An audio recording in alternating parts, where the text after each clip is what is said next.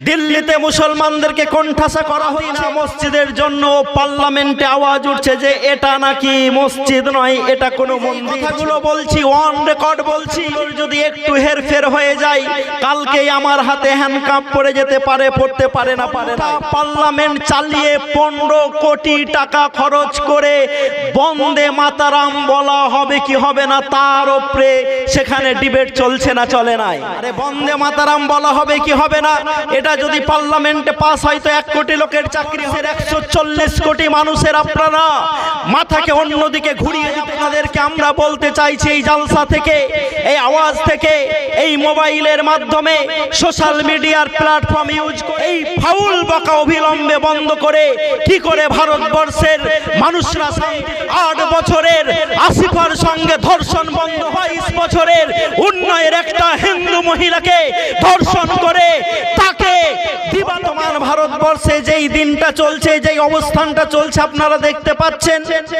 দিল্লিতে মুসলমানদেরকে কোণঠাসা করা হচ্ছে, আর যেখানে যেখানেই করা হোক বাংলাতেও মুসলমানদেরকে কোণঠাসা করার পরিকল্পনা করা হচ্ছে। এবং আদিনা মসজিদের জন্য পার্লামেন্টে আওয়াজ উঠছে যে এটা নাকি মসজিদ নয়, এটা কোনো মন্দির ছিল।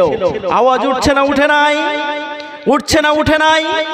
এই উইন্টার সেশনে যখন পার্লামেন্ট শুরু হয়, পার্লামেন্টে যেই ফ্যানগুলো ঘুরে ওই ফ্যানগুলো কাদের টাকায় ঘুরে? এটাই তো জানি না আমরা। কাদের টাকায় ঘুরে? আমাদের ট্যাক্সের টাকাতে ঘুরে, ভারতবাসীর ট্যাক্সের টাকাতে ঘুরে। পার্লামেন্ট চালাতে প্রতি মিনিটে খরচ হয় 2.5 লক্ষ টাকা। কত বললাম? প্রত্যেক মিনিটে খরচ হয় 2.5 লক্ষ টাকা। কদিন আগে দিল্লিতে বিস্ফোরণ ঘটেছে, কদিন আগে আমরা দেখলাম দিল্লির পলিউশন, বায়ুমণ্ডল দূষিত হয়ে গেছে। এবং আমরা দেখলাম যে ভারতবর্ষের যেই ফ্লাইটওয়ালারা 60% শেয়ার হোল্ডার দখল করেছিল ইন্ডিগো, তাদের প্লেনগুলোকে বন্ধ করেছিল না করে নাই? করেছে না করে নাই? করেছে। তো আমাদের টাকাতে, আমাদের ট্যাক্সের টাকাতে প্রতি মিনিটে 2.5 কোটি টাকা করে খরচ করে পার্লামেন্টে আওয়াজটা উঠা উচিত ছিল যে দিল্লির বিস্ফোরণ কেন হয়েছে, কিভাবে হয়েছে, দোষীদেরকে খুঁজে বার করতে হবে। ইন্ডিগো কেন বন্ধ করেছে, ইন্ডিগোর মালিককে, কর্পোরেট সংস্থাকে ডাকতে হবে। এবং দিল্লির বায়ুমণ্ডলে কেন দূষণ বেড়েছে, এর জন্য কি প্রতিরোধ করা যায়, কিভাবে এটাকে বন্ধ করা যায়, এই আলোচনার দরকার ছিল কি ছিল না? কিন্তু মহামান্য আমাদের প্রধানমন্ত্রী, আমাদের স্বরাষ্ট্রমন্ত্রী এবং আমাদের স্পিকার ওম বিড়লা মশাই, আমি যেই কথাগুলো বলছি অন রেকর্ড বলছি, এবং এই কথাগুলোর যদি একটু হেরফের হয়ে যায় কালকেই আমার হাতে হ্যান্ডকাপ পড়ে যেতে পারে, পড়তে পারে না পারে নাই। তাও অন রেকর্ড আপনাদেরকে বলে যাচ্ছে, কারণ এই ঘটনা ঘটছে 10 ঘন্টা পার্লামেন্ট চালিয়ে 15 কোটি টাকা খরচ করে বন্দে মাতারাম বলা হবে কি হবে না তার উপরে সেখানে ডিবেট চলছে না চলে নাই। আরে বন্দে মাতারাম বলা হবে কি হবে না, এটা যদি পার্লামেন্টে পাস হয় তো 1 কোটি লোকের চাকরি হবে।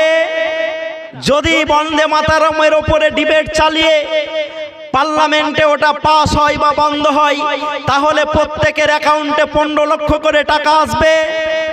আসবে? আসবে না।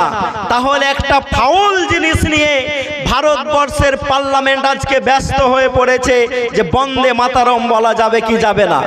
আজকে আমাদেরকে যারা জয় শ্রীরাম বলার চেষ্টা করছো, কিছুদিন আগে কিন্তু জোর করে আমাদেরকে তোমরাই বন্দে মাতারাম বলাচ্ছিলে, আর এখন তোমরা ফতোয়া দিচ্ছ যে পার্লামেন্টে বন্দে মাতারাম বলা যাবে না। আমি আরশাদ মাদানিকে বলতে শুনেছি, এখানে আমাদের ইমানের যেহেতু সওয়াল আছে, সেহেতু আমরা বন্দে মাতারাম বলতে পারি না। পারি? জয় শ্রীরাম যেহেতু ইমানের সওয়াল আছে আমরা বলতে পারি না। কিন্তু আমি হাবিবুল্লাহ, আমার ইমান অত্যন্ত দুর্বল, আমি টাকার পিছনে সারাদিন দৌড়ে বেড়াই, গাড়িতে চললে পেট্রোল পুড়ে, গাড়িতে চললে ডিজেল পড়ে। যদি উনারা আমাকে কথা দেন যে জয় শ্রীরাম বললে প্রত্যেক দিন 30 টাকা লিটার তেল দেব, আমি হাবিবুল্লাহ পাম্পে যে প্রথমেই জয় শ্রীরাম বলে দেব, দেবেন? তেল দিতে পারবেন? পারবেন?